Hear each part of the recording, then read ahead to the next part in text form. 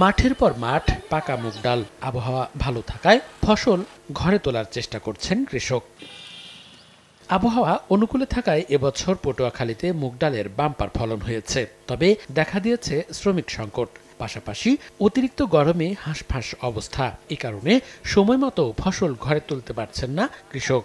আবার বৃষ্টি হলে নষ্ট হবে ডাল, এ কারণে দুশ্চিন্তায় চাষি। ওদের কারণে তো লোকজন পাওয়া যায় না, তোলা যায় না। গরমে ডাইলে তুলতে পারি না, ক্ষেতের ডাল খেতেই থাকে। বৃষ্টি হয়ে গেলে এই ডাল ফাটিয়ে যাইবে, ডাল পরিয়ে যাইবে, ডাল আর ঘরে তোলার কোনো সুযোগ থাকবে না। কৃষি বিভাগ বলছে দেশের ৪৫% বেশি মুগ ডাল উৎপাদন হয় পটুয়াখালীতে। গরম এড়াতে ফজরের নামাজের পর ও বিকেলে ডাল সংগ্রহের পরামর্শ সংশ্লিষ্ট কর্মকর্তার।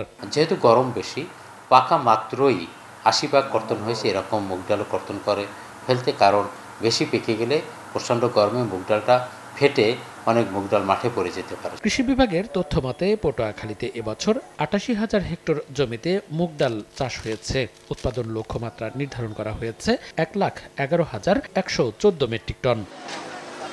সময় সংবাদ, পটুয়াখালী।